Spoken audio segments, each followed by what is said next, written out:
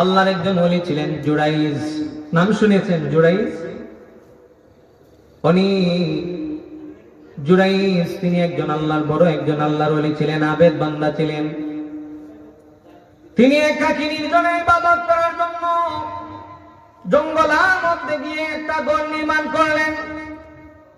ঘর নির্মাণ করার পর সেখানের মধ্যে তিনি ইবাদত বন্দেগী করতেছেন। এমন পর্যায়ে জুরাইজ রহমতুল্লাহ আলাইহি তিনি ইবাদত করতেছেন। ওনার মা একদিন ওনার ঘরের মধ্যে গিয়ে ডাকলেন, দরজার মধ্যে করাঘাত করলেন। জুরাইজ নামাজ আদায় করতেছে। জুরাইজ কি করতেছে? নামাজ আদায় করতেছে। মা বললেন, আহারে সন্তান, অনেক দূর রাস্তা অতিক্রম করে তোমাকে দেখার জন্য আসলাম, তুমি দরজা খুললা না। তখন মা এভাবে একাধারে 2 দিন গেলেন। 2 দিন যাওয়ার পর মা বললেন যে আমি 2 দিন আসলাম, তিনি তো ইবাদতে নামাজরত অবস্থায়। নামাজে থেকে কি কোনো মানুষের ডাকে সাড়া দেওয়া যায়? নামাজ পড়লে কি কোনো মানুষ যদি ডাকে তার ডাকের মধ্যে সাড়া দেওয়া যায়? কখনো যায় না। কারণ নামাজে দাঁড়িয়েছি, আমি রবের সামনে দাঁড়াইছি। অন্য কোনো দিকে ধ্যান যদি যায় আমার নামাজ কি থাকবে? ওলি তো আল্লাহর ওলি, তিনি নামাজের মধ্যে ধ্যান করে বসে আছেন।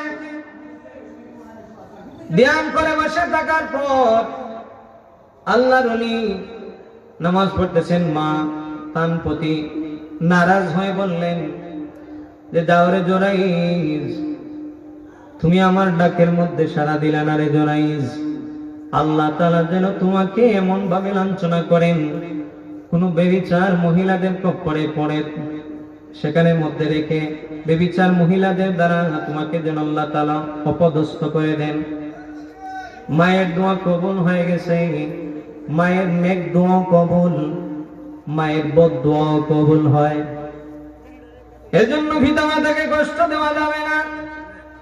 জুরাইজ, ওই জুরাইজ জঙ্গলের মধ্যে একটা ঘরের মধ্যে তিনি ইবাদত করতেছেন।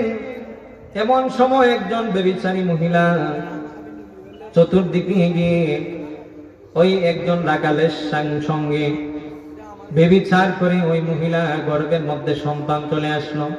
সংক্ষিপ্ত আকারে বলছে, গর্ভের মধ্যে সন্তান চলে আসছে।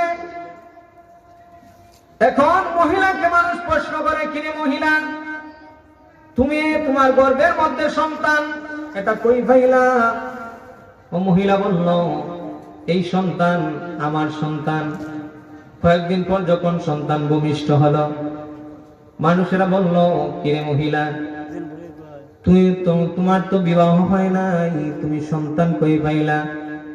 ওই মহিলা বলল, তোমরা যাকে আবিদ মনে করো, তোমরা যাকে মহব্বত করো, যার অনুসারী তোমরা, ওই দিক কুটি হইতে জঙ্গলার মধ্যে একজন বালক একাকী নির্জনে ইবাদত করে।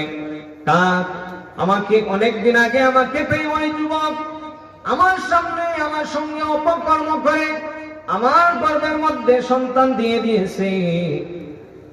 এইভাবে যখন মহিলা বলল, মানুষেরা, যুবকেরা তো আমার শরীরের মধ্যে রক্তকরণ করে ওনাকে এত মহব্বত করে আমরা কি করলো? কোন আলেম যদি কোনদিন বেবিচার করে তাহলে আপনাদের এলাকার মানুষকে ছাড়বে? হ্যাঁ, দেখলেন যে হুজুরকে আমরা এত মহব্বত করি আর হুজুর একটা হাম করলো, এটা হইল না।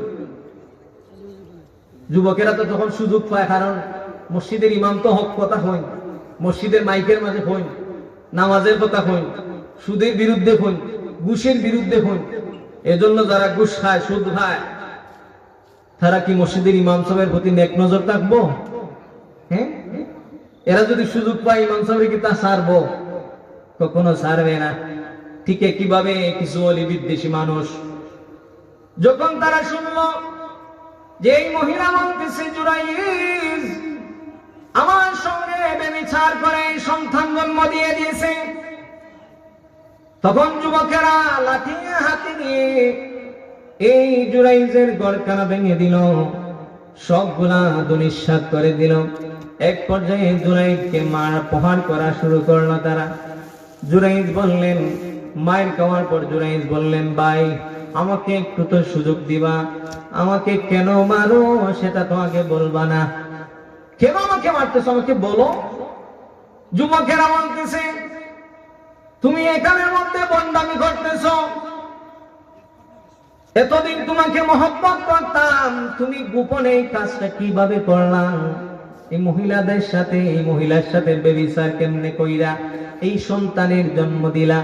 জুরাইজ আশ্চর্য হয়ে গেলেন, কিভাবে? আহারে, এই কি অপবাদ আমাকে দিতেছে, আমি তো কোনোদিন এই মহিলাটাকে দেখিও নাই, এই মহিলাটাকে আমি চিনিও নাই, কোনোদিন এই মহিলার সাথে আমি কথা বলি নাই, আমাকে কি অপবাদ দিচ্ছ তোমরা? জুরাইজ বললেন, যাই হোক, তোমরা ওই সন্তানকে আমার কাছে দাও, আমার কাছে দাও, আমি জিজ্ঞেস করি এই সন্তানের বাবাকে। ওই সন্তানকে কাছে এনে জুরাইজ রহমতুল্লাহ আলাইহি তিনি